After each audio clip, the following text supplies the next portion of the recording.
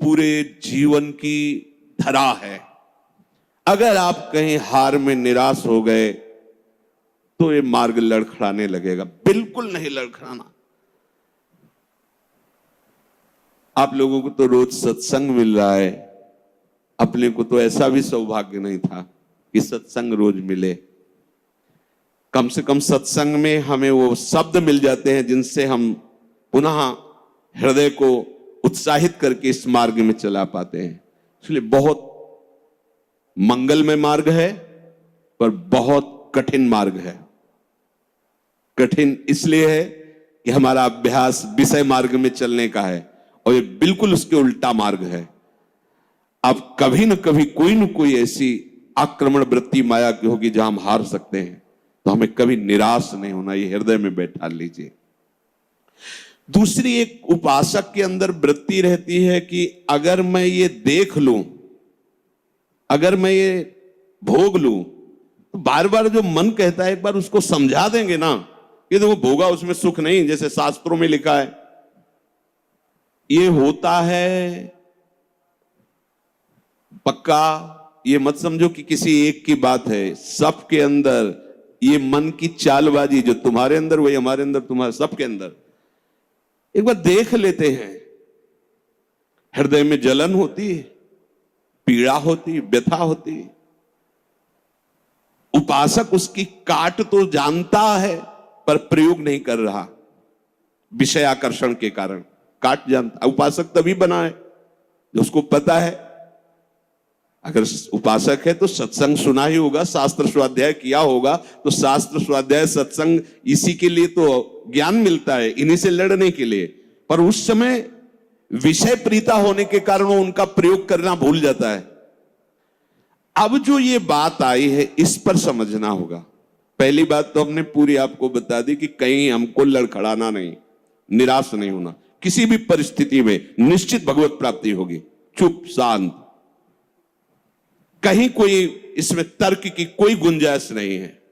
भागवत में लिखा हुआ, अगर मेरा भक्त है, अनन्य है, उसके हृदय में नाना प्रकार की विषय वासना है, तो मैं उसके हृदय में बैठकर उसको निर्विकार करता हूं।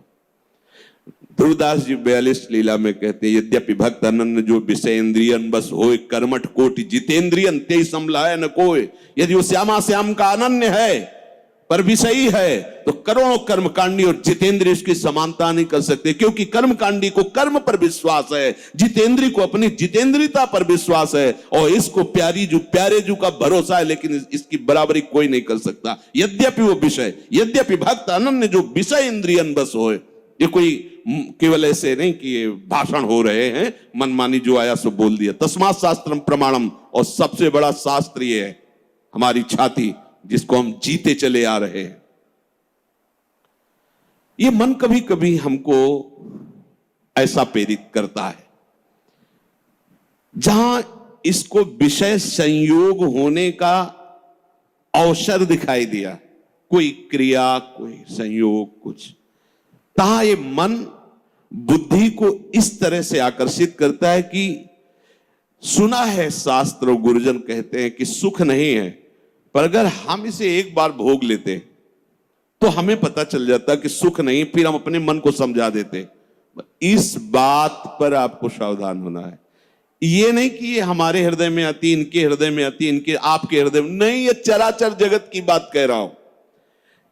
जो मन को पढ़ा जाता है ना, जैसे संत जन दूसरे की बात 1 मिनट, ये सिद्धि की बात नहीं होती, वो अपने मन को पढ़ते हैं और वही बात कहते, तो वही सबके मन में लगा, हाँ अरे यार ये तो हमारे मन की बात बोल दिया, ऐसे ही चल रहा था। ऐसा वो नहीं है कि तुम्हारे मन की बात कह रहे, नहीं, उन्होंने अपने मन को पढ़ा है, अपने मन को देखा है। आप बहिर्मुख हो इसलिए समझ नहीं पा रहे, वो उसी को पढ़ते रहते, एक एक हरकत उसकी देखिए। तो जब वो बात कह रहे हो, जब आपको मन में वही चल रहा है, तो आपको लगता है ये तो हमारे मन की, आज जो सत्संग हुआ केवल मेरे लिए हुआ। ऐसा उनका मन, उन्होंने अपने मन को देखा है। तो ये मन ऐसी प्रेरणा करता है। जब हमारा मन किसी भी भोग के लिए ऐसी प्रेरणा करे कि यदि हमें ये भोग मिल जाता तो हम अनुभव कर लेते और मन शांत कर लेंगे। ऐसा होता है कि बहुत दिन से यार लगा है मन में कि समोसा चटनी लाओ यार, एक बार खा के देखते हैं। ये चीज देख लेते, चलाओ टीवी चलाओ, मोबाइल में सर्च करो, ये छू लेते हैं, ये भोग लेते हैं। यही हमारे फंसाने की चाल है। अच्छे से देखना, हम गिरते कहां हैं? जहां हम मन को सपोर्ट करते हैं। मन हमें कैसे दस्तखत करने के लिए राजी करता है? कुछ नहीं बिगड़ेगा, बस देखना है क्या होता है।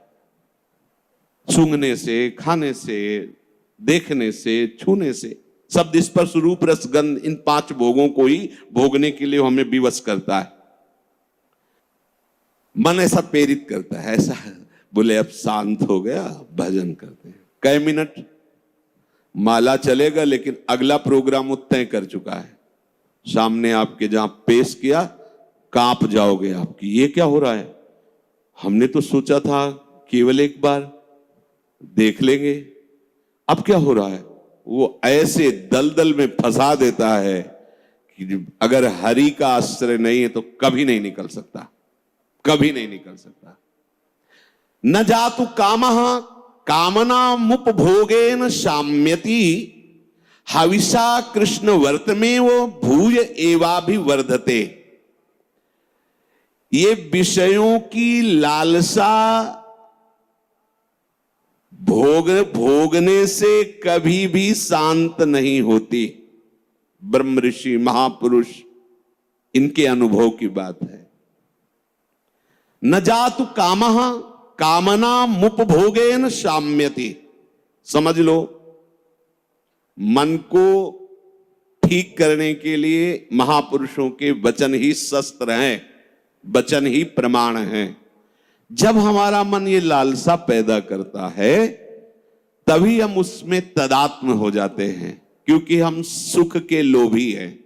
वो हमें सुख दिखाता है, बस ऐसे, बस उसी समय विषयों की लालसा हमारे सामने प्रकट की गई, मन ने प्रस्तुत किया।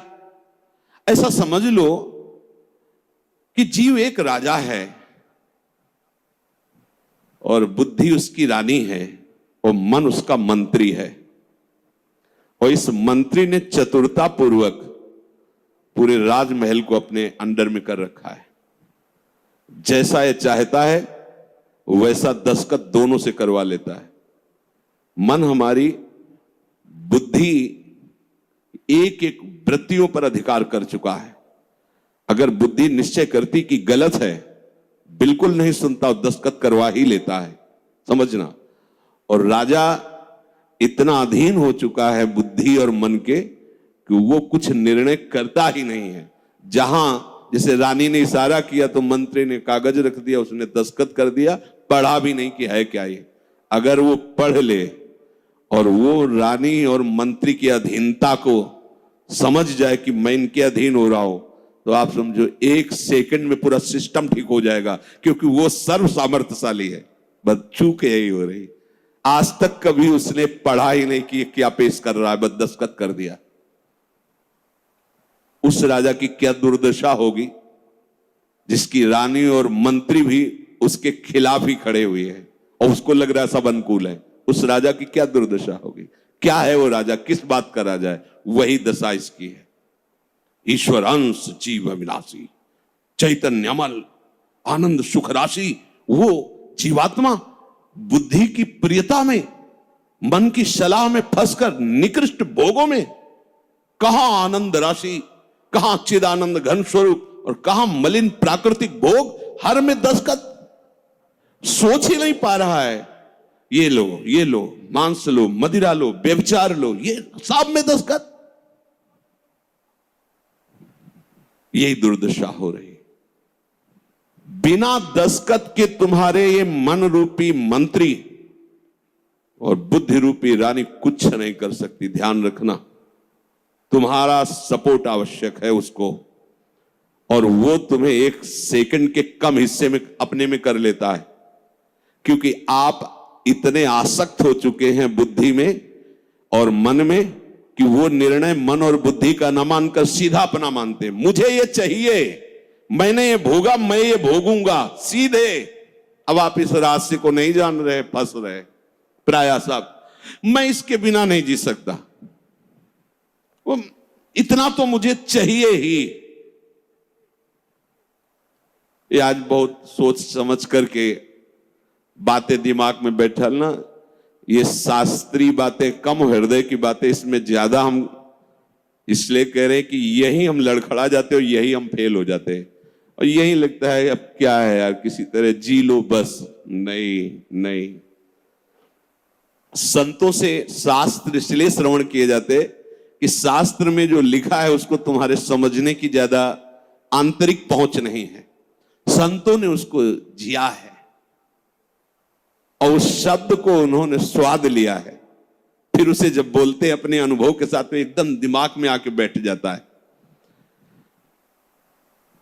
एक बार भी जिस इस देश में उतर गया भोगने के लिए, सिर्फ एक मात्र हरि के चरणारविंद है कि वापस ला सकते, दूसरे की सामर्थ्य नहीं।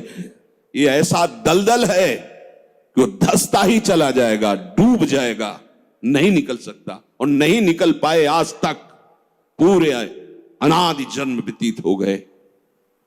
आज हरि कृपा से, गुरु कृपा से साधु संग प्राप्त हुआ है, तो हमें ऐसे दलदल से निकाल कर ऐसे स्वच्छ और सुरक्षित स्थान पर उन्होंने खड़ा कर दिया। तो आप सब ध्यान दीजिए, ये मन आपको कैसे फंसाता है, ये आपके सामने आपकी कमजोरी पा गया है। क्या? जीव सुख समुद्र का अंश है, वो केवल सुख चाहता है। ये कमी पा चुका है कि इसको सुख चाहिए, और सलाह और दिशा दोनों गलत हो गई। सलाहकार मन प्रकृति से मिला हुआ है और दिशा विषय भोगों की तरफ चली गई। अब ये जिस विषय को कह देता है ये स्वीकार कर लेता है। अब इस बात को आपको काटना होगा। वो आपके सामने लालसा पेश करेगा सुख भोग की, अज्ञानी कभी इससे नहीं निकल सकता, ध्यान रखना। और भक्त कभी अज्ञानी नहीं होता। बड़े बड़े भक्तों को देख लीजिए, भक्तराज श्री हनुमान जी महाराज, ज्ञानी नाम अग्रगण्यम बुद्धिमताम वरिष्ठम, भक्तराज गरुड़ जी, जिन पर भगवान स्वयं आसन लगाते बैठते हैं, गरुड़ महाज्ञानी गुण राशि। हाँ, भक्त को कोई कहे कि ये तो अज्ञानी, भक्त परम ज्ञानी होता है। दोनों पक्षों का ज्ञान होता है, प्रेम का भी और आत्मस्वरूप के बोध का भी। ज्ञानी एक पक्ष केवल आत्मस्वरूप का बोध और मुक्त हो गया, और भक्त मुक्त होते हुए भी मुक्ति को न स्वीकार करके आगे बढ़कर भगवत प्रेम राज्य में प्रवेश पाता है। न जातु कामः कामानामुपभोगेन साम्यति। ये बात बैठा ली भाई। ये जो मन आपको पेश कर रहा है कि ये क्रिया हो जाती, ये भोग मिल जाता तो मुझे शांति मिल जाती और फिर मैं आराम से बैठ के भजन करता, सावधान रहना। ये दुश्मन आपको प्रलोभन में फंसा कर ऐसे दलदल में ले जा रहा है जहां केवल हरि बचा सकते, दूसरा नहीं।